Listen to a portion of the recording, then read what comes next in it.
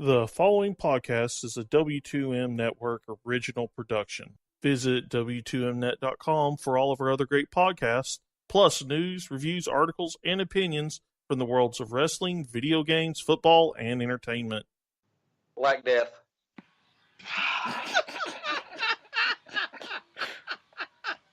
Again, if the conversations before these shows ever made air, Point of Viewer would be out of business. I think we'd one up Point of Viewer. One up? Try about 3 up, especially nights like this when I'm sober. Come on now. Good evening, everybody, and welcome to March Madness to the Max Part 2, Electric Buggalo Part 2. And yes, we are calling that in the description, Brandon, just so you know. Okay. March Madness to the Max 2, Electric Buggalo 2. Because that is the verbatim title that we used for the first one of these that we did last year. It is a little bit more advanced than we were last year, however, as this is not a Sweet 16 preview. This is a Final Four preview, as schedules did not align for us to do a Sweet 16 episode. However, we will discuss our rebracketed finale from the Sweet 16. None of us have done very well in that, so we will once again repick the games in the Final Four as well, because of course we will. But first, let's talk tournament here. Erik, I'm going to start with you. For the longest time, What the hell we got on here? Do we not get introductions anymore? No, we don't. No, Are we denied. Are we so Bush League now that we don't get introductions? Are we the damn AFL? Worse. No, we're worse. We're the AAF. AAF. Yeah. Going out of business. No, at this point, we're the National Gridiron League. We don't know when the hell we're really going to be big time. No, yeah. All right. Jason raises a valid point. Perhaps introductions are in order.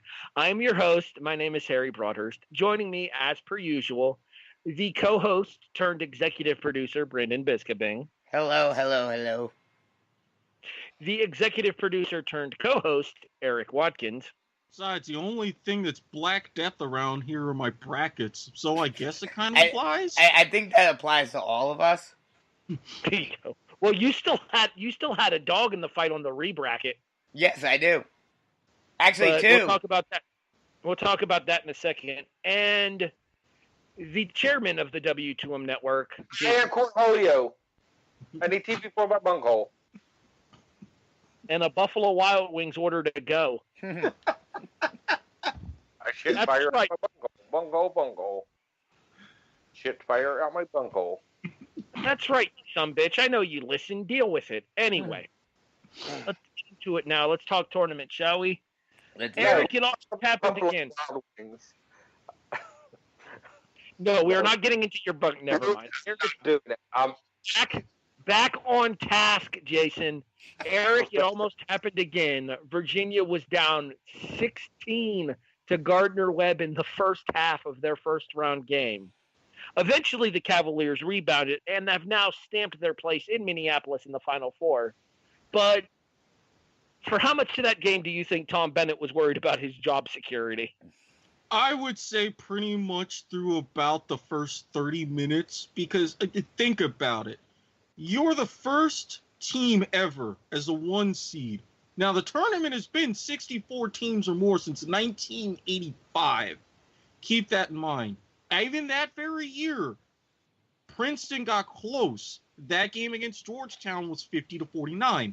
So you, after all this time, are the first to finally lose, and you nearly do it back to back. I mean, no, I was going to make a reference, but no. Mm-mm. Virginia would have been the laughing stock of college basketball if that had happened again. Not just Virginia, but the ACC as a conference would have taken a massive hit. Mm-hmm. So, yeah, there's that. Well, it wasn't just Virginia that had trouble in their first-round match in the ACC as a number 1 seed. Similar to the Cavaliers, the Tar Heels only won their game by 15 over Iona, and it was a lot closer than 15 for most of that game, too. In fairness, Iona does come out of the Metro Atlantic Athletic Conference, the same conference that produced Manhattan back in the mid-'90s, who were knocking off people as 13 and 14 seeds on a pretty regular basis. Mm-hmm. They were some pesky Jaspers. The MAC is a good conference. Jason. Present. Seton Hall. Wofford. Sucks. Wofford I like. I like Wofford a lot. I'm intentionally going to you here because we go back to the conversation we had. You laid Wofford and you laid the 4 points to Brandon, even though the line was only 3. Wofford won that game by 16. Yeah, and I didn't rub it in because I'm a respectable individual. But Brandon, you can go fuck yourself when you don't listen to me. Screw Fletcher McGee because he sets the record for 3-pointers in that game, and then he proceeds to go ice cold against Kentucky. Come on. I told all of y'all Kentucky was winning that game, but nobody listened to me. Yeah, well, when you got a coach that you're signing to a damn lifetime contract, you're supposed to win. All right, let's discuss some of the upsets from round 1 of the tournament here. Let's talk about the South region, specifically the 12 and 13 seeds, Oregon and UC Irvine. Had I known that Wade was not playing for Kansas State in that game against UC Irvine, I would have taken the Anteaters. Because I do believe that Wade missed K-State's first-round tournament game last year when Kansas State lost as well. He did. Or not their first-round game, their third-round game. Because they lost in the Elite Eight, I believe it was, and that was a game that Wade missed. I knew it was I was thinking it was first round, too. I thought he missed the entire tournament last year. No, they beat UMBC in the second round last year. I just remember looking at the bracket there. It was, I think it was Oklahoma State in the first round, UMBC in the second, and then they lost to, was it Nova in the region? No, it wasn't Nova. Oh, Loyola Chicago in the regional final. Mm-hmm. Yeah, I refuse to acknowledge last year's tournament. Well, I'd ask you about the Hurricanes in this year's tournament, Erik, but we wouldn't be having a conversation. Hey, the women's team had another damn good year, and we would probably still be dancing had we not gotten duked against Arizona State. But that's a whole nother story. I was going to bring up their second-round loss to Arizona State in the women's tournament, but you did it for me, and I appreciate that. Jason, let's talk about your team, shall we? And then we'll get into the disaster that was my 2 teams. Apparently, this is one Zion who does not go to the promised land. That was... well, I mean, you can't lay it on Zion. I think the Michigan State game, I even said it in the chat, we'll work backwards. I said if anybody's going to upset Duke, it's going to be Michigan State. Duke just couldn't get on the same page down the stretch. You've seen a couple of egos get in the way, a couple of forced shots from players that don't need to be shooting with 1-on-3 coverage on a fast break with a wide open lane, but we won't go into that. I called Michigan State winning that game from the beginning of the tournament. Well, nobody listens to you because, you pick Seton Hall. But anyway, rough. They should have lost two previous times. UCF should have beaten them, and if gravity hadn't been in Duke's favor, they would have. I don't know what was up with the Magic ball gravitational pull away from the rim. I don't know what was up in that UCF game. That was Jason, I will tell you one word: Nike. That's all I'm going to say. I mean, I think there was some Cameron crazies on one side, and they all blew in the same direction at the exact same time, and it is that like the centrifugal force to throw the ball out of orbit or something? Because there's no way that the shot should not fall. Is that like the Carolina Panther fans who opened the cans of Pepsi to make the kicker hit the upright? Yes. or Yeah. or Cody Parkey. I mean, anyway.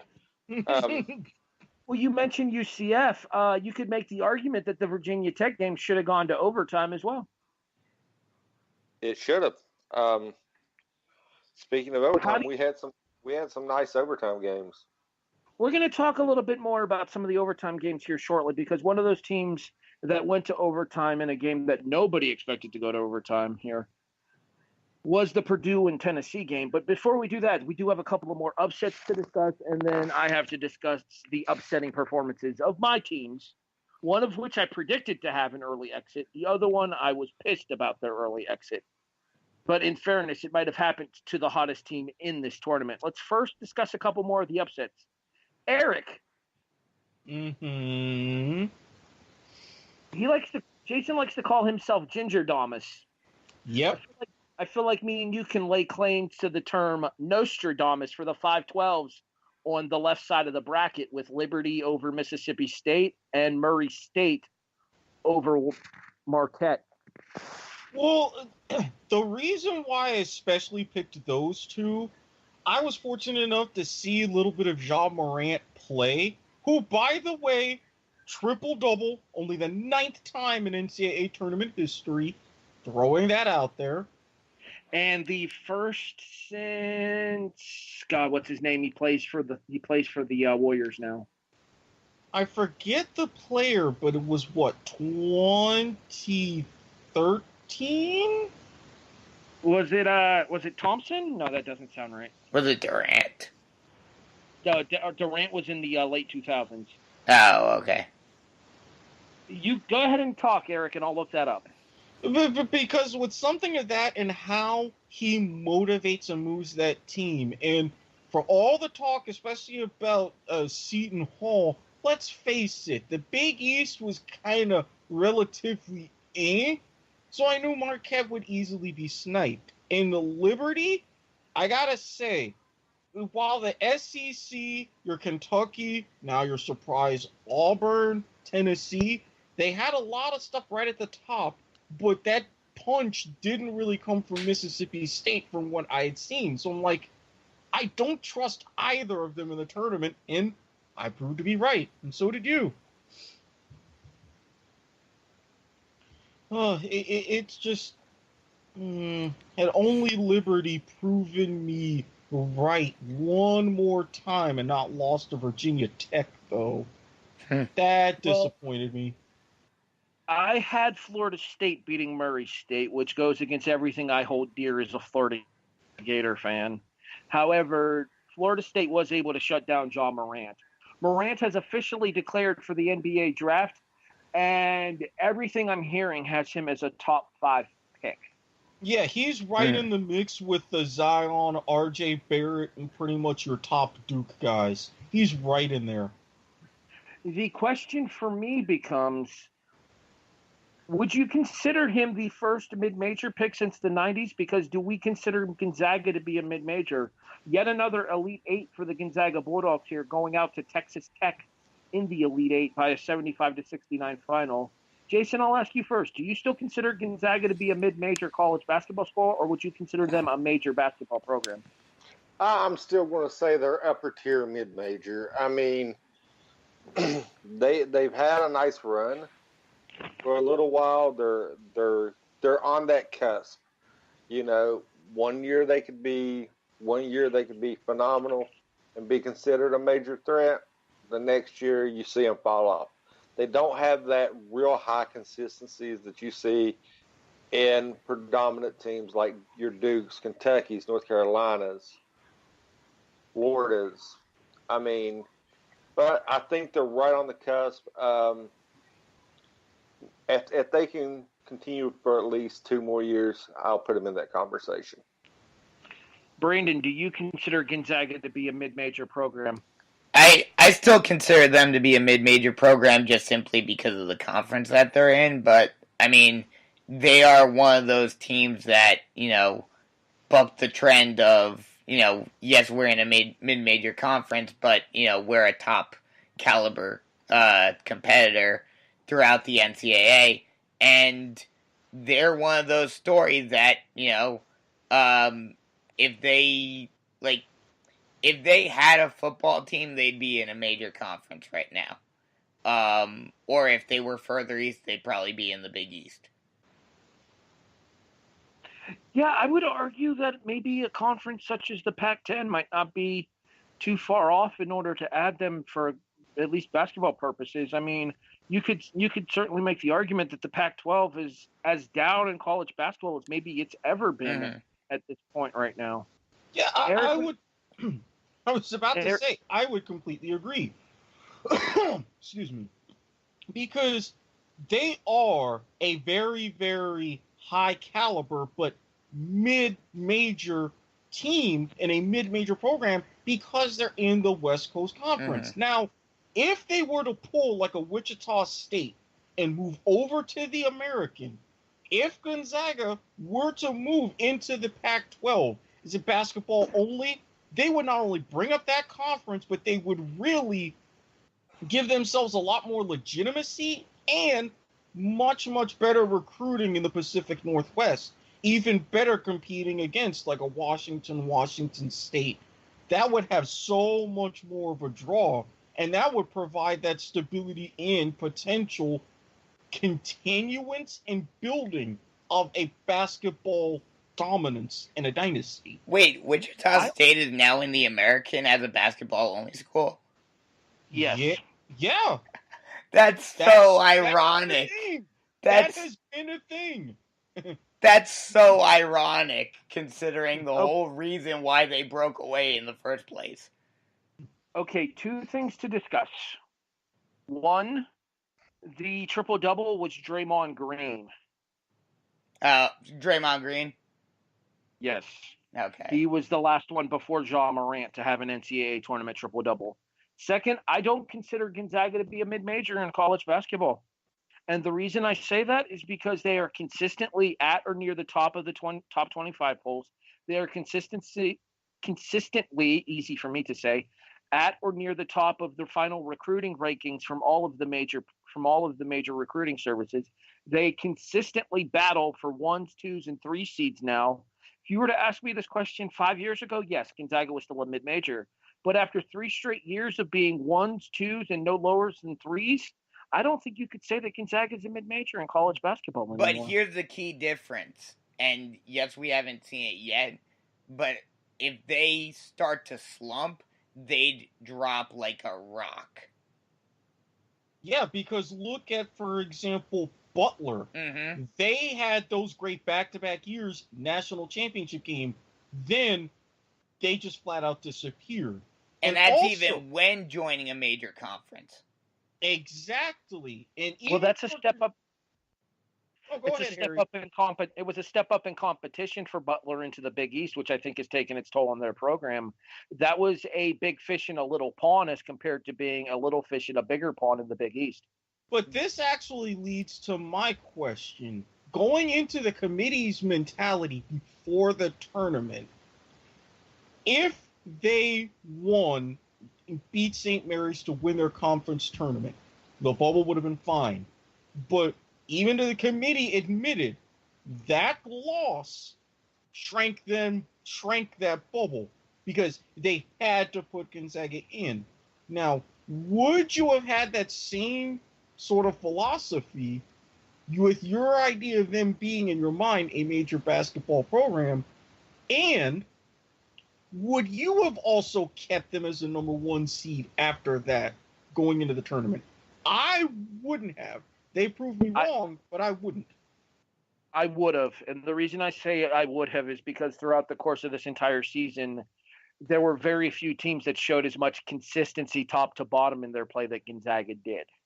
Yes, Gonzaga lost, 3 times, I believe? Yeah, 3 times. And one of those losses was a big loss, 60-48 to St. Mary's in the West Coast Conference Final. But that means only 2 other teams beat them throughout the entirety of the college basketball season. And one of those 2 teams to beat them was a fellow Sweet 16 school in Tennessee. Okay, that's a reasonable argument. Really can't counter that. Jason can kind of discuss this as well, because if I'm not mistaken, Jason, it was the battle for Atlantis that Gonzaga beat Duke to win the tournament this year. It was, and we're not discussing that.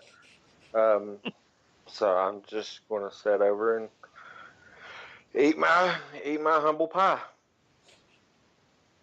I feel like Gonzaga doesn't get the credit that it deserves as an NCAA basketball franchise. I think that these guys doesn't.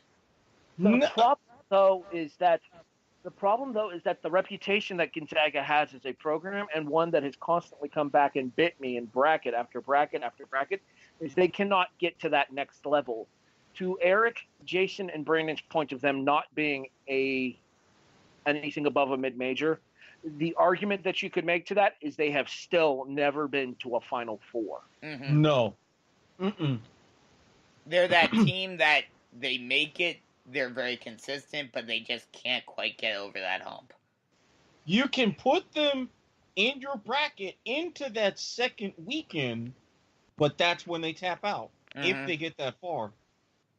My NCAA tournament final this year, we talked about it on the first episode of March Madness to the Max this year. My NCAA tournament final was Gonzaga and Kentucky. I lost both of those teams in the Elite Eight.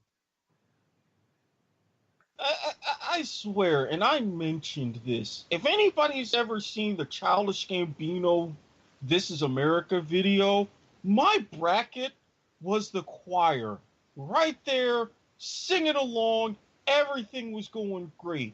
And then that second weekend was like Childish Gambino busting through the door. If you don't know what happens next, go look at that video. You will understand entirely. All right, back to my teams now, because we were going to kind of discuss this as well. Jason, you've pretty much adopted a team in this tournament. I have. And that team made its original statement in the round of 32 when the Auburn Tigers absolutely bitch-slapped my Kansas Jayhawks. This is true.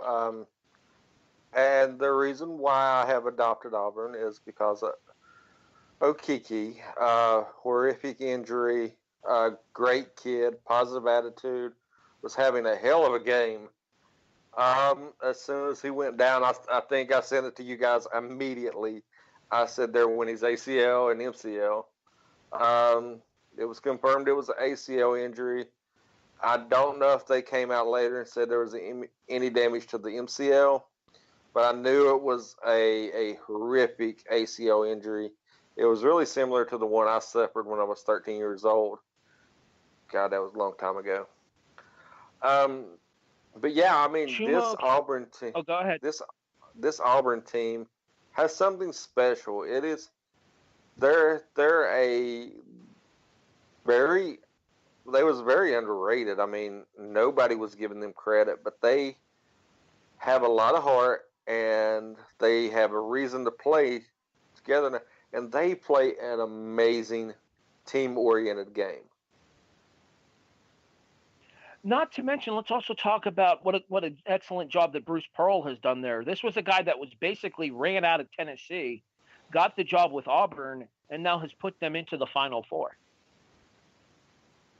And, I mean, I wasn't really familiar with Bruce Pearl up till this season. This tournament. But I think it was you that pointed it out here. The post-game interview when Okiki got hurt he was very emotional when they asked him about it. I mean, you could see that he was accepting the fact that it was a really bad injury, but he didn't want the injury to overshadow the victory. But he did touch on it. He was very emotional. And like I said, Harry, you pointed it out that he's a very emotional coach regardless. And that just added to it. And that's something you don't see anymore. You don't see a coach have that kind of emotion toward his players and toward big games. I mean, Coach K is pretty much, he acts like he's done it before. You don't really see a lot of emotion out of him. But I mean, I'll use him as an example because I'm a Duke fan since the early '90s. But Pearl brought back a mystique that college coaches have been lacking, in my opinion, lately. You know who I kind of got a vibe from Bruce Pearl watching that interview with? The interview, because I didn't see the interview about Okiki originally, and I mentioned that in the group chat, and then I went and watched it, and I saw what you were referring to. You know what kind of vibe I got there? And Erik, you've been the college basketball fan the longest out of all of us here. Maybe you can agree or disagree with me on this one. I got a Jim Valvano vibe.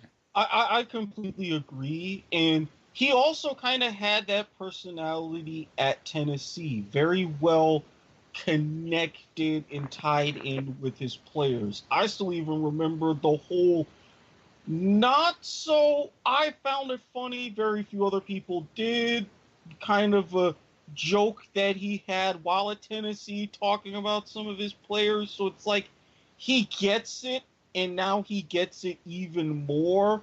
But he's like, hey, we know we have our guy and kind of like our fallen brother, but we're all going to rally around him and keep this going and have him there with us. And even when I saw him like being wheeled out just so he could still be there and support his team, that was even more of a unifying force. And I'm thinking, okay, this team has it, just like that Valvano team did back in '83. Well, not only that, you could also tell that the momentum in that game shifted once Okiki ended up behind the bench there. Because if I'm not mistaken, it was like 10 minutes left in the first half when Okiki came into the arena, and Auburn was down like 6 to Kentucky at that point. It was a little bit of a tussle. In Kentucky, they were going with that more of an inside game, but they were starting to get hot, and Auburn didn't quite have the answer yet. So that major momentum shift. And to throw something else out there also, I want to give some credit to UNC. Total class act by their players that was on the floor. When he went down, when they was taking him off the court, every single UNC player that was on the court went over and showed support, gave him a hug, just to let him know that they feel for him and was wishing him the best. That's something you don't see, and I mean, in all honesty, it's something you don't see in college basketball anymore. It's a lost art. Yeah, see, he's even pissed off about it. Thank you, Wilford. It's a lost art. You don't see that kind of sportsmanship. You see a lot of prima donnas, and like I said, I'm in no way a UNC fan, but that was a class act by their players. Allow me to explain this from my perspective here. That wasn't just a UNC class act thing. That was a Roy Williams thing. One of the biggest things that Roy Williams instilled in his players at Kansas was respect for your opponents. One of the biggest things that Roy Williams has instilled at UNC is respect for your opponents. You don't trash talk. You don't showboat. You go out there and you get the job done. That is a Roy Williams thing just as much as it is a North Carolina thing. Respect and class. I mean, that's really what Roy Williams was about. I mean, go all the way back for honoring Dean Smith by going to play tears in his eyes and going 4 corners at North Carolina it was a regular season game, but right after Smith passed. So it's another one of those cases to where the team matches the personality of the coach. Mm-hmm. And Roy Williams had the right personality to have his players act that way in that situation. Because it's not just not in college basketball. You'll hardly see that in a whole bunch of sports, period. Mm-hmm. Just a general class act. Speaking of class acts, let's talk Tom Izzo and Michigan State going back to the Final Four here. Michigan State shut down Duke and Zion Williamson in the final of I wouldn't say it was the East Regional, 68-67. Okay, it wasn't so much, but at the same time, you can make the argument that Michigan State has the most momentum going into this Final Four, taking out the tournament's #1 overall seed. Jason, I know you're a little bit biased here because of your Duke affiliation, but what specifically about Tom Izzo's coaching performance against the Blue Devils impressed you the most? He did exactly what you have to do against Duke. You slowed the ball down. You attacked when needed. They was lights out. I mean, they traded plenty of buckets back and forth. You never let Duke control the tempo. You kept the tempo slow, methodical, and when you needed to run in spurts, you did. You kind of played into the ego aspect of RJ and Zion. It was you kind of poked the bear, to say, by making them have to rely on each other and take control, but never backing off enough to let them take control. You gave them that false sense of hope that one of them could take over, and left it on them to see which one was going to step up and take over, which one was going to put their ego aside, and you use the egos against them. Brandon, any thoughts about the Michigan State Duke game? You said yourself that you picked Michigan State in this out of this bracket in your original predictions and in your rebracket as well, and it ended up coming to fruition. Yeah, I mean, Michigan State is always a hard out. Like you mentioned, Tom Izzo, one of the best coaches in college basketball. I could just see it where Duke was going to come in there kind of thinking, okay, we got through, everybody, we can get through Michigan State, and Michigan State was going to say not so fast. And that's exactly what happened. Erik, I would argue that it was advantage Michigan State going into that game as well, given the fact that Duke had that down-to-the-wire fingernail biter against Virginia Tech, and Michigan State blew out a uncoached and with significant injuries LSU team in their Sweet 16 game. Well, not just that, and it wasn't just that particular nail-biter. It's a little bit of a fun fact. Not only would Duke, they were going for winning a national championship with the lowest three-point shooting percentage ever, they were going to be, had they won it all, just the fourth team ever to win a national championship, having dealt with multiple one-possession games prior to the Final Four. Not something that would not have been done since Villanova played the perfect game against arch-rival Georgetown in '85. Valvano's '83 team also did it. The first one was Texas Western back in '66. You know them now as UTEP. So both of those games, UCF and Virginia Tech, how that happened, those are just incredibly draining. Michigan State had the energy. Cassius, he was on fire, and also, like Jason said, didn't let Zion take over, didn't let RJ Barrett take over, had to make it a team effort. Michigan State was just better than that. They were better prepared. So, for Krzyzewski, he's got to wait another year at least to break John Wooden's record for most Final Four appearances. They will meet Texas Tech in the Final Four as the Red Raiders took out the Gonzaga Bulldogs. Jason, as the resident Big 12 apologists on this show, were you surprised to see Texas Tech as the team to represent the Big 12 in this year's Final Four? They came in as a 3-seed and co-Big 12 champions with Kansas State, going 14-4 in the regular season. I have no idea. I kind of got sidetracked what you just said. I'm not going to lie. Texas Tech, your thoughts on them being in the Final Four, representing the Big 12, coming in as co-Big 12 champions at 14-4 this season? Texas Tech, I don't know how I feel about them, honestly. They're really sporadic. They got hot at the right time. I didn't get to watch a lot of Big 12 basketball this year because, I had, with work and, coaching basketball myself, I really didn't get to watch much Big 12 unless it was highlights or anything. And I really didn't get a good gauge on Texas Tech. But like I said, they got hot at the right time. So I mean, they're shooting the ball well. They're playing a great defensive scheme. They're moving the ball, and I think they're shooting.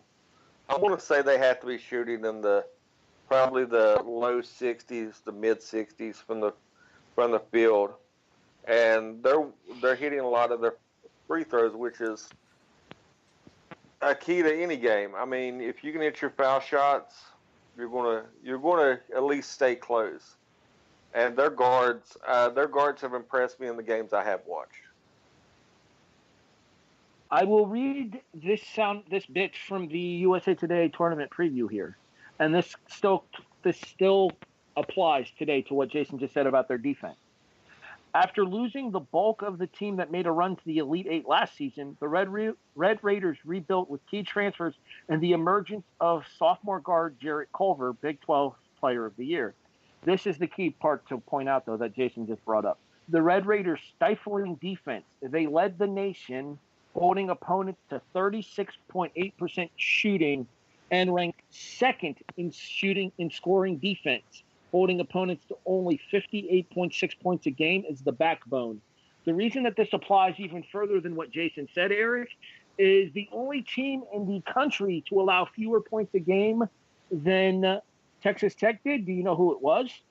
Auburn? Michigan. Oh.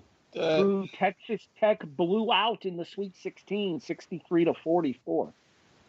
Yeah, that one I really did not see coming. I was complete Michigan all the way making to the Final Four, and then they just not even not making their shots. It got to the point to where they weren't even trying and couldn't get a good look to save their life. That defense just stifled them in the second half. So I was just like, oh, that's out. So it begins. It wasn't just the second half. They held Michigan to an all-time Michigan tournament low for points and a half in the first half of that game. In the first half of that game, Michigan only scored 16. Their previous low was 18. Talk about a Sweet 16. Grown.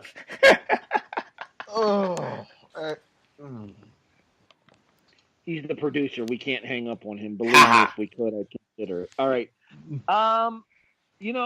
Brandon, we made a huge deal last year about UMBC doing what they did to Auburn, 74-54 in the first ever 16-over-1. You could argue that redemption, thy name is Virginia, as the Cavaliers go to this year's Final Four, taking out Purdue in the Elite Eight in overtime, 80-75. This is a Virginia team that has struggled at points in this tournament, though. Oregon, they only beat Oregon by 4 in the Sweet 16. Purdue took them to overtime there, and now they get a very up-tempo Auburn team here in the Final Four. Don't give me your prediction yet. I just want to get your thoughts on a whole in Virginia here. Do you think they've officially reached redemption from last year's UMBC debacle, or is this a team that has to make or win a national championship to avenge what happened to them last year? I think they definitely have redeemed themselves, especially considering how they started this tournament with almost going down and looking like they were going to go down to another 16 seed in the first half of that game. They've definitely redeemed themselves making it to the Final Four, but yes, at least making it to the national championship game would definitely be icing on the cake for the redemption from what happened last year. Without giving away your prediction here, Jason, what does Virginia have to do to beat Auburn? Score more points. In all honesty, it's score more points. That Auburn team's got nothing to lose. They're not supposed to be there.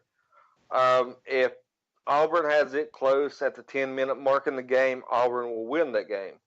But if Virginia can play an up-tempo game, not let Auburn control it, and get out and get those fast transition points that they're capable of, that's where the game's going to be one loss, is the tempo and their transition points.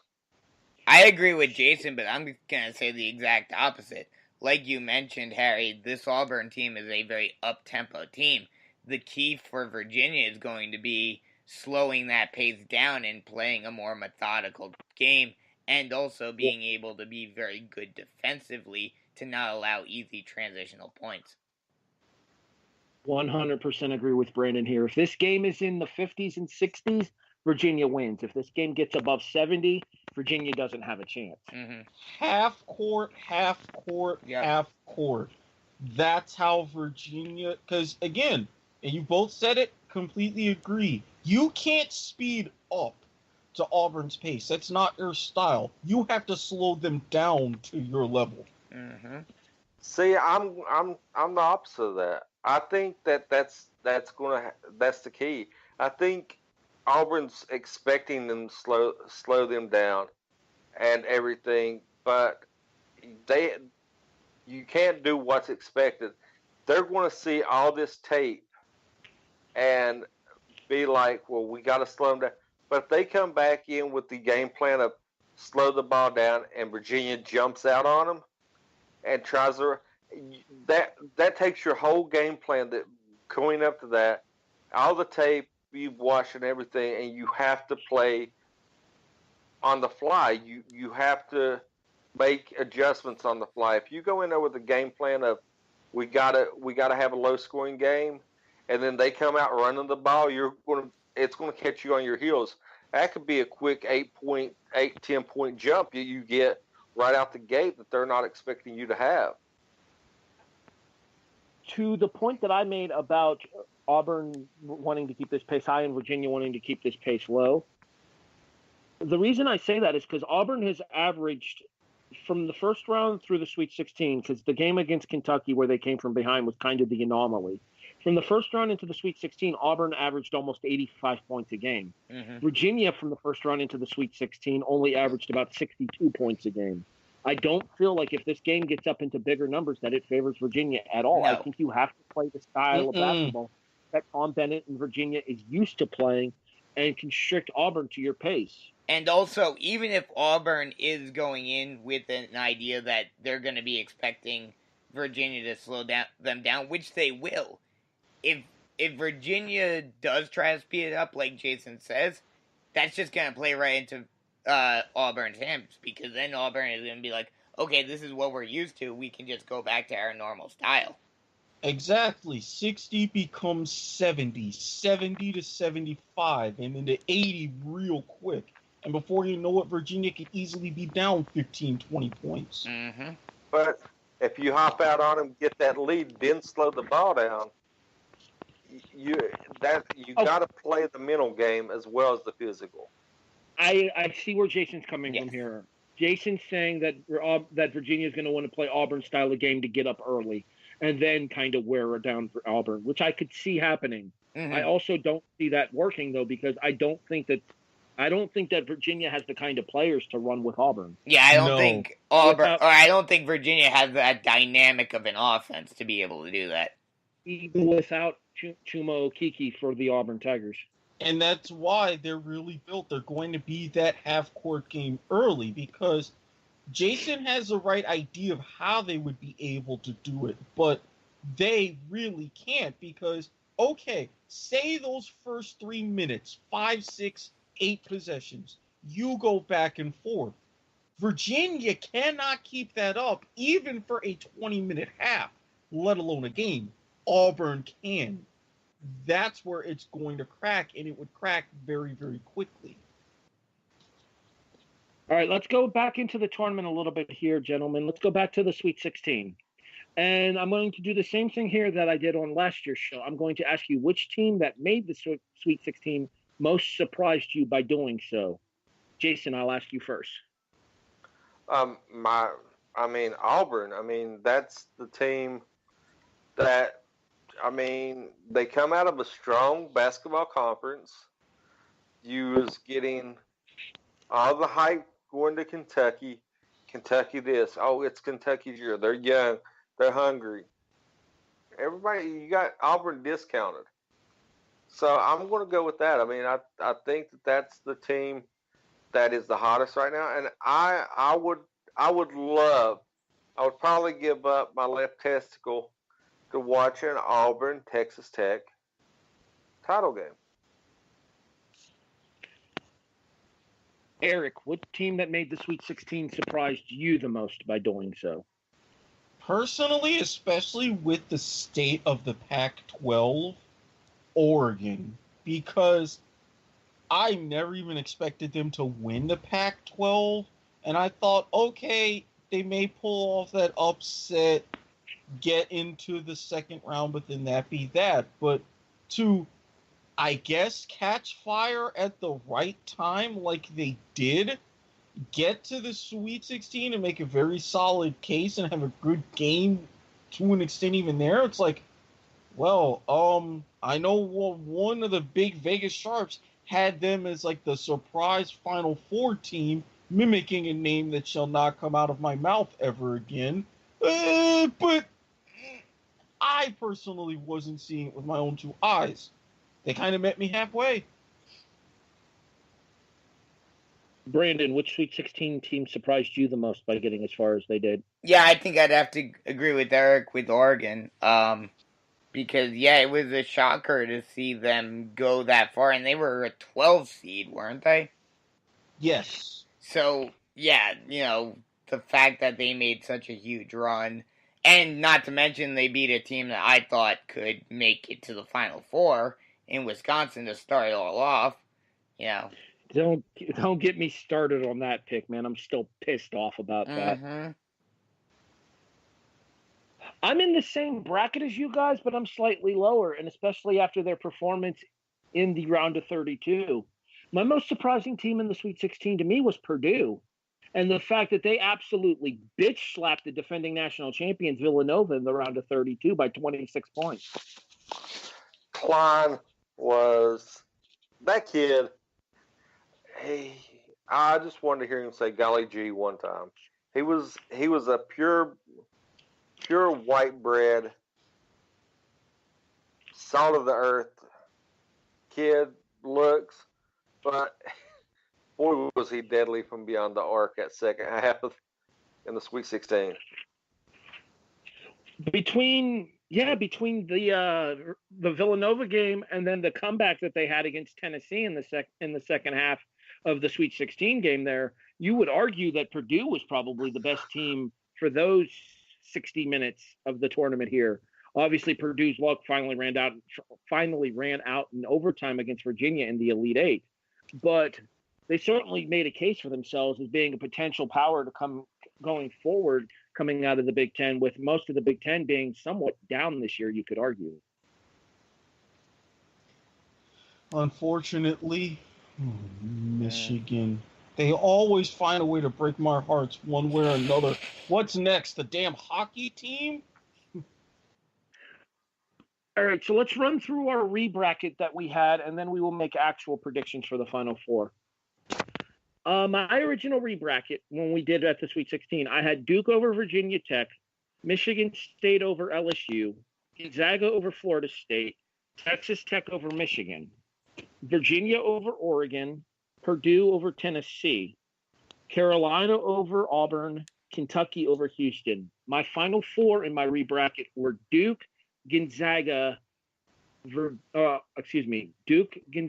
Purdue, and Kentucky. Obviously, I have none of those four teams still in this tournament. Brandon, let's talk about your rebracket here. Okay. Duke, Virginia Tech. I had Duke. Michigan State and Louisiana State. Michigan State. And then you had Michigan State over Duke, as you mentioned earlier. Gonzaga, Florida State. I think I had Gonzaga winning that game. Texas Tech, Michigan. Michigan. Gonzaga, Michigan. I believe I had Gonzaga. Virginia, Oregon. Virginia. Purdue, Tennessee. I believe I had Tennessee winning that one. Virginia, Tennessee. Virginia. North Carolina, Auburn. North Carolina. Houston, Kentucky. Kentucky. Carolina, Kentucky. Carolina. Do you remember your original Rebracket championship game?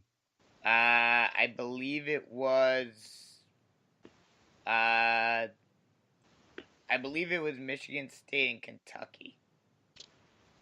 Because I do know that you're the only one of the four of us that still has a team left in the ESPN Rebracket Challenge. Mm-hmm. So Sparty being your championship final would be the proper pick there. Erik, let's go through your Rebracket, shall we? Oh, do we have to? Okay. Man, Yes, we do. I went 7-1 in the Sweet 16 and then 0-4 in the Elite 8. You get no simpy from me, sir. Fair. Duke and Vautech. I had Duke. LSU Sparty. Sparty all the way in that one. Duke and Sparty. I had Duke. Gonzaga, Florida State. Gonzaga, of course. Yeah, it's impossible for us non-Florida State Florida fans to root for the Seminoles there. Mm-hmm. Texas Tech, Michigan. I had Michigan. And I believe you had Michigan over Gonzaga. Correct. Because I believe you originally had Michigan over Gonzaga in your original bracket. Correct again. Virginia, Oregon. Muck, Michigan, and I had Virginia. That checks out, by the way. Purdue and Tennessee. I had Tennessee. Hoo-ha and Tennessee. Wahoo Wah. I had UVA. Carolina, Auburn. I had Carolina in that one. Houston, Kentucky. I had Houston.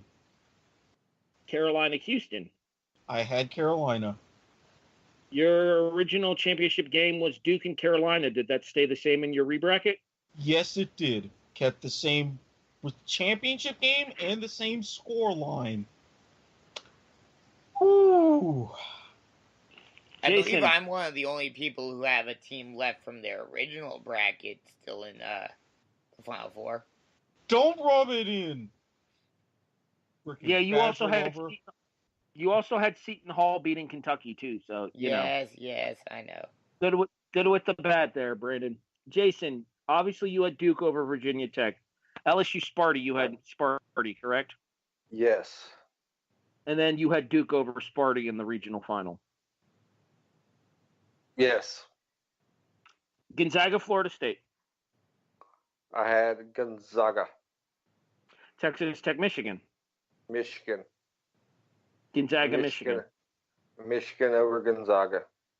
Okay. Virginia, Oregon. I had Virginia. Purdue, Tennessee. I actually think I took Purdue in the rebracket. I know I took Purdue in the rebracket because FRT. And then I'm a Florida fan. I'm sure you guys can figure out what FRT stands for. Mm-hmm. Oh, I knew it. Yeah. Virginia, Purdue. I had Purdue.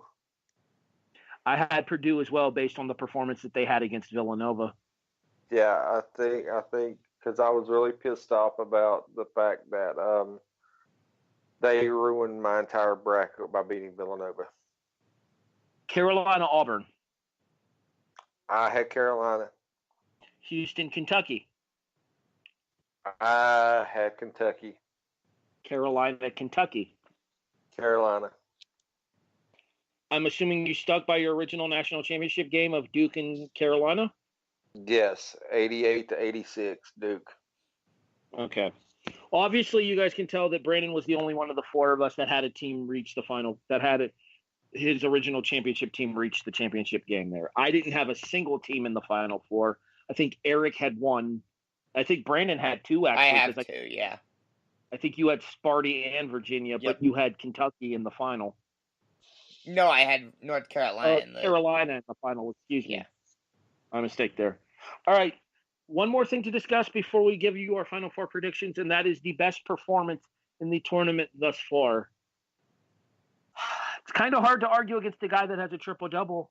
I'm going to go with Ja Morant, who proved to the NBA talent players that if he was playing against NBA competition, at least in a collegiate level, i.e. a Big East school, which would be one of the creme de la creme conferences in college basketball, that Ja Morant has game.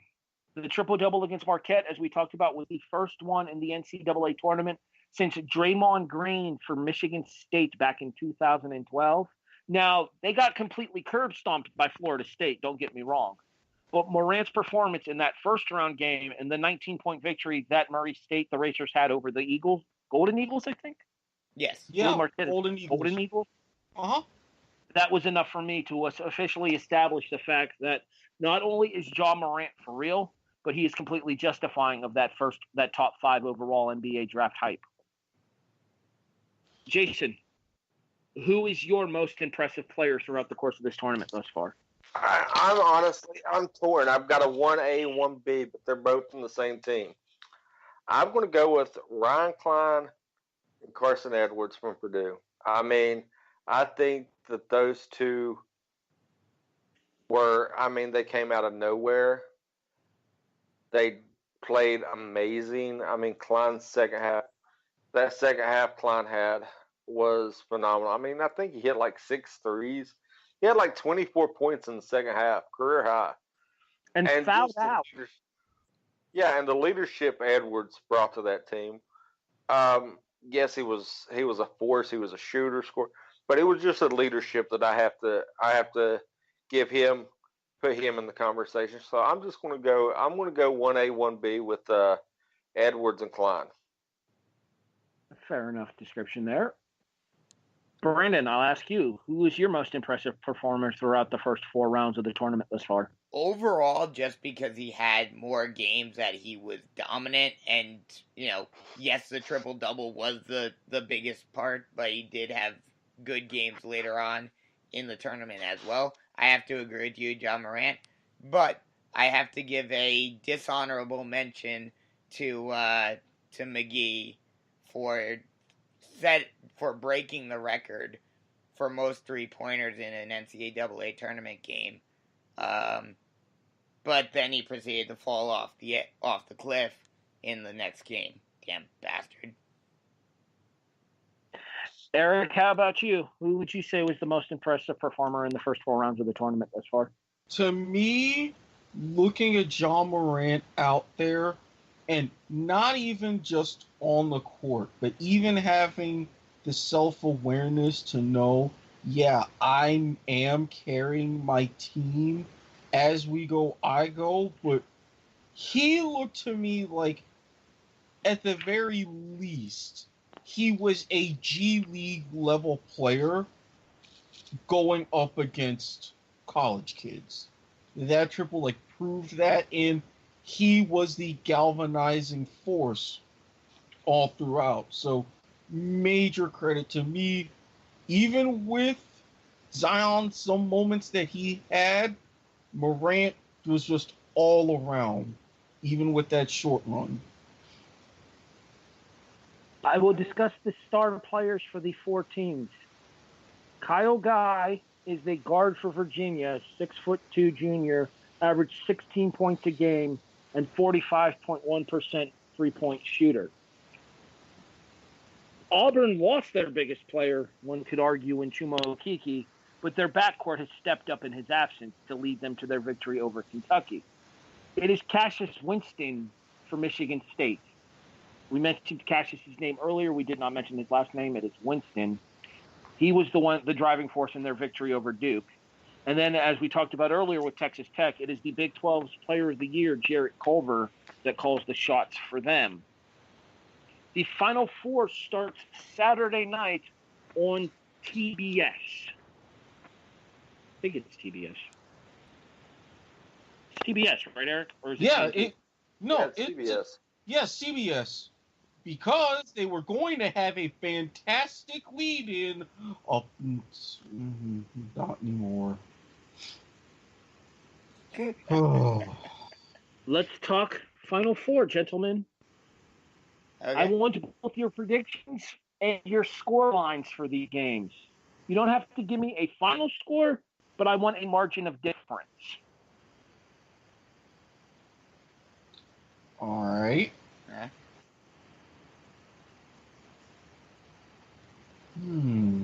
Brandon? Okay, which game you want me to do first? Sparty and Texas Tech.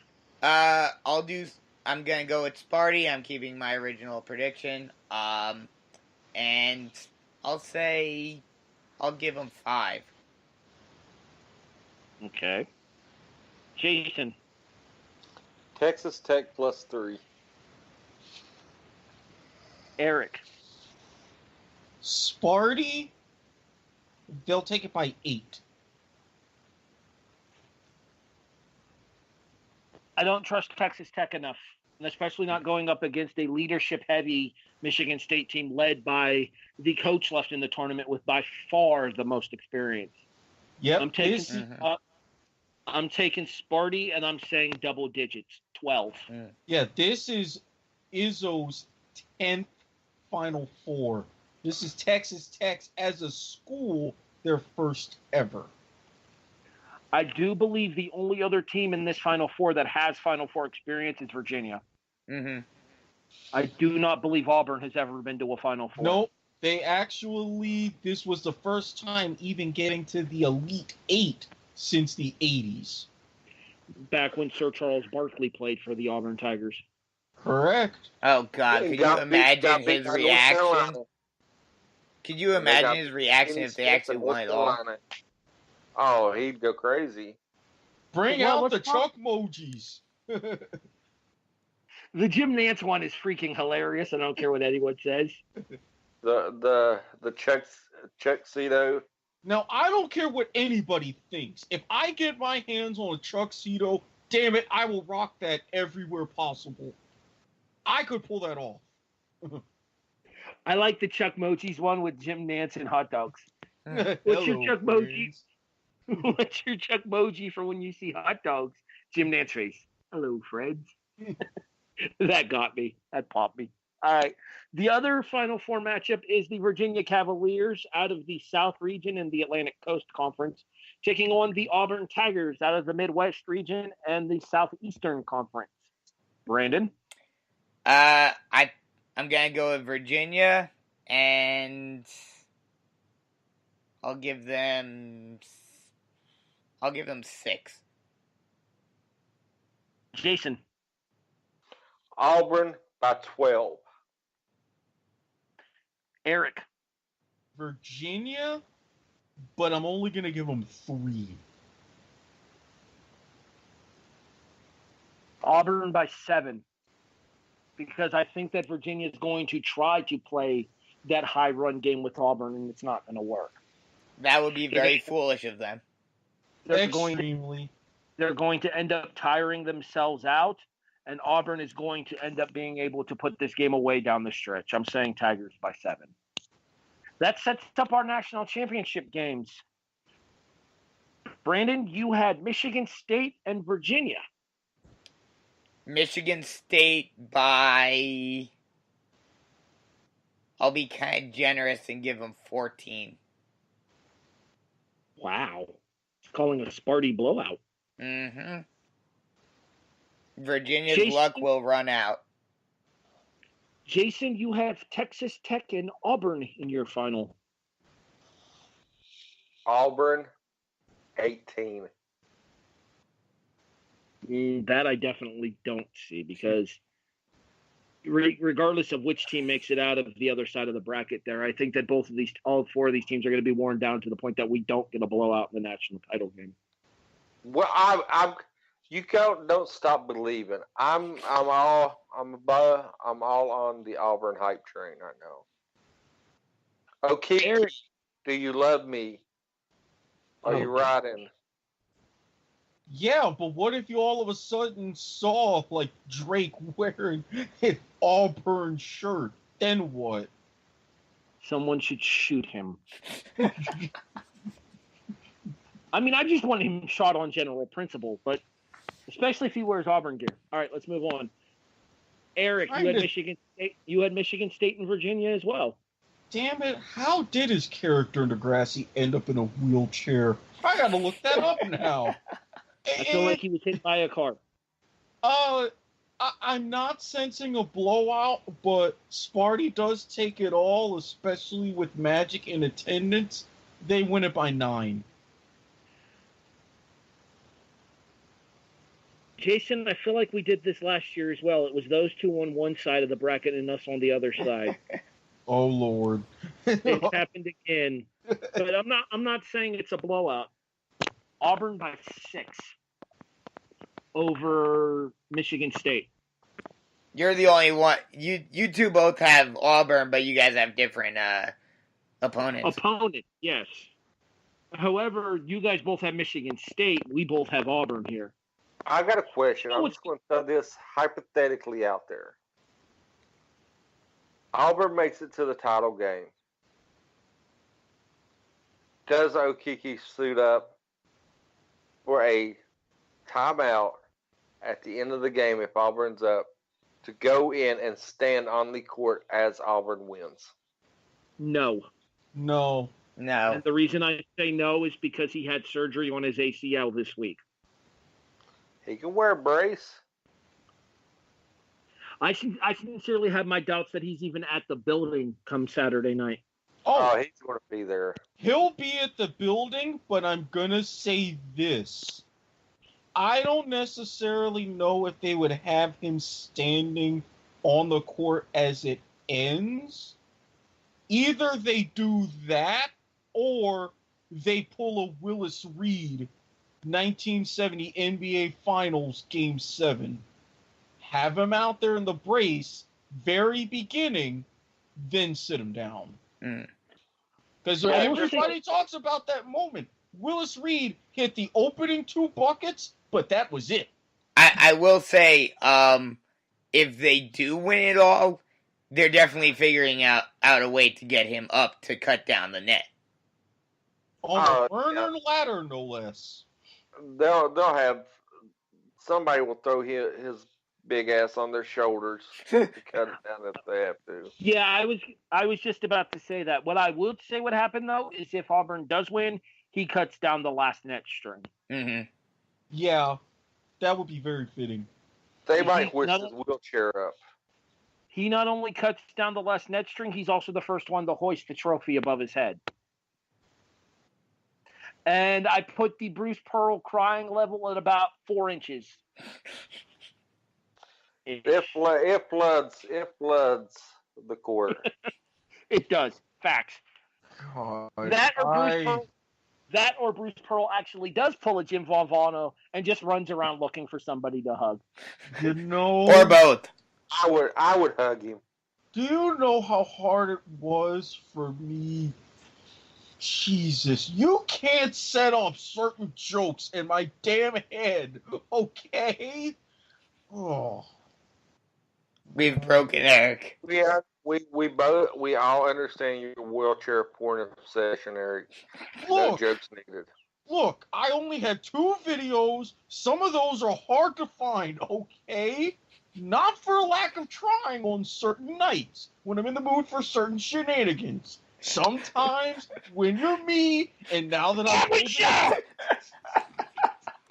Hey, we got all the way to the end.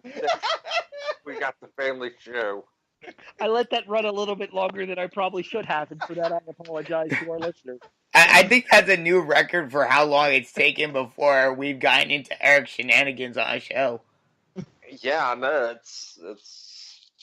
That's weird. For anybody listening, if you bet the over, damn it, you're welcome. Speaking of which, where can people bet the over on things, Erik? Well, where else are you going? MyBookie.ag. You follow? First of all, you get MyBookie.ag. You get a 50% bonus with your first deposit when you use the code PAT. Then you go ahead and you download the Action Network app so you can track your bets on MyBookie. If you're going to be for the brand, go all in, do it the right way. # Green Dot City. You know what's funny, Erik? I actually saw a MyBookie.ag poster board during a grappling tournament I was watching, and I popped for it. There, I saw MyBookie.ag. I ran across that while I was at work just this week, so I'm like, okay. All but part you know of the what's plan. Even better? You know it's even better than MyBookie.ag? That's if you go over to SeatGeek and you purchase tickets so you can watch the Final Four and the national championship game. Yes, go over to SeatGeek.com. Not only will you get the best seats in America, you might get the best seats on the moon. I mean, if they scan all of the other ticket apps, so you know that you're getting the best. And yeah, there was one, secretly maybe still two promo codes that you could use for that to get some discounts. But we're just saying. Because what's better than giving the gift of memories? Why go out and spend fancy dinners and everything when you can go out and make memories? I had a guy had a family reunion. He took his whole family out. $7 tickets to see a hockey game. That's memories you'll never get back. And that's hockey talk. We are just turning into a bunch of shells, aren't we? Yeah. You like how me and Erik done that? We bounced off each other and got through some sponsorships. I'm just saying, if you want to sponsor the kickoff, hit us up. Yeah. atbtheeagle@yahoo.com, s.garmer@gmail.com. Put in your little message window there, sponsorship for kickoff. We'll hook you up. Don't worry, we got you. Even if you don't, we'll probably if we just come across your stuff, we might give you free advertisement. It depends on mine and Erik's mood of the night. Exactly. Well, if you have stuff that I like, I'm not always no free ads. I mean, I put over USA Today earlier, so I ain't got no room to talk. I think Brandon's the only one who hasn't shelled anything yet tonight. Nope. Brandon, sneak one in. I don't know what to show right now. I know something that Brandon can show right now. Aloe vera, because I have burned his ass multiple times today.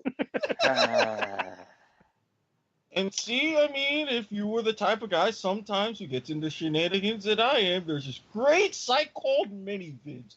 You may or may not see me on one of those videos. No, family show.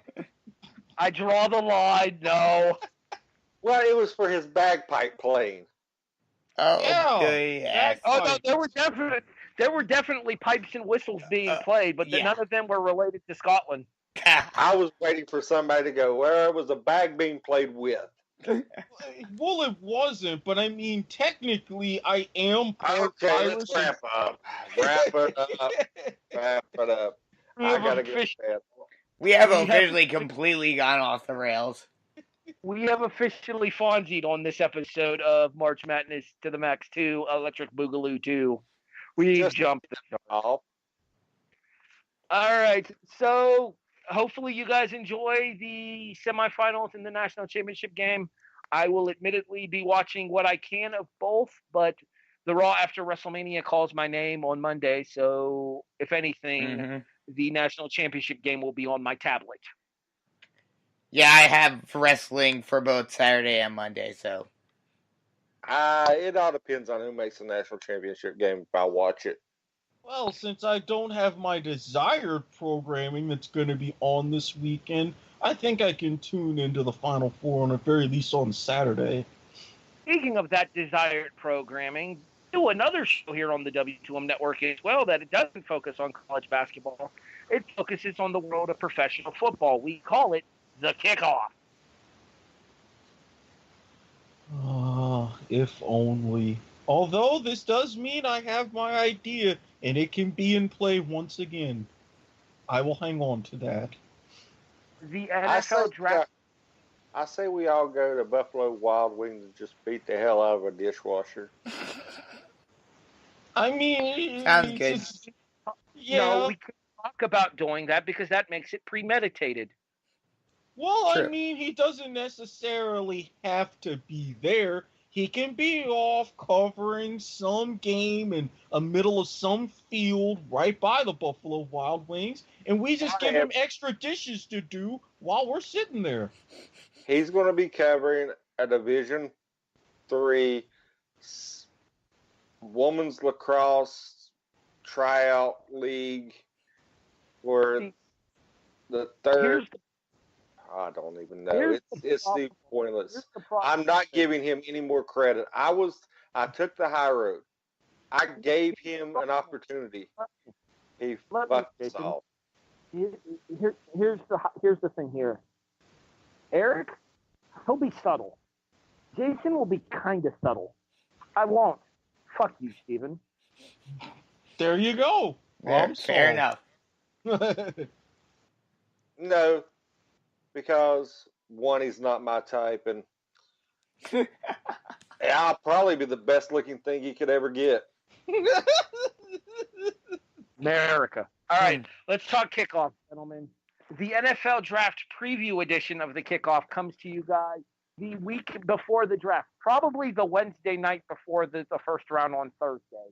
My guess would be is we'll probably set up something for the 25th for that, I believe it would be. Either the 24th or the 25th. We'll have to get the dates officially worked out, but I believe it's either the 24th or the 25th. I think it's the 24th. It is the 24th. The 25th is that Thursday. And then that 25th will be the opening round of the NFL Draft, the live 8 o'clock p.m. coverage on ESPN NFL Network. And I think Fox is simulcasting it as well once again. Our draft preview comes at you on April 24th. Our draft review will come at you on May the 1st. We will talk about who we thought were the biggest winners and losers of the NFL Draft, what players we think will make the biggest impacts in their rookie year, and much the same way we did for last year's draft, we'll probably do a fantasy draft as far as picking teams of 3 or 4 rookies each on who we feel will have the best statistical lines throughout the course of their rookie NFL season. After that, the kickoff then goes on to vacation until August when we come back with our college football, NFL, AFC, NFL, NFC, and NFL postseason previews. Those will be in the month of August. Stay tuned for times and dates for those. We'll get you guys more specifics once we have them nailed out. But the next time you will hear from the 4 of us will be on April 24th with the NFL Draft Preview edition of the Kickoff here on the W2M Network. So, for the chairman of the W2M Network, Jason Teasley, the executive producer turned co-host, Erik Watkins, the co-host turned executive producer, Brandon Biskobing, I'm Harry Broadhurst, thanking you for listening to March Madness to the Max 2, Electric Buggalo 2, here on the W2M Network, online at W2Mnet.com, and available on all of your favorite podcast listening platforms, such as iTunes, iHeartRadio, Spreaker, Podbean, Castbox, Stitcher. Hey, Brandon, guess what? Spotify is here. And Glacier's still a dick. And fuck you, Steven. Thanks for listening, everybody. We'll talk to you guys for your NFL Draft preview on the Kickoff on the W2M Network.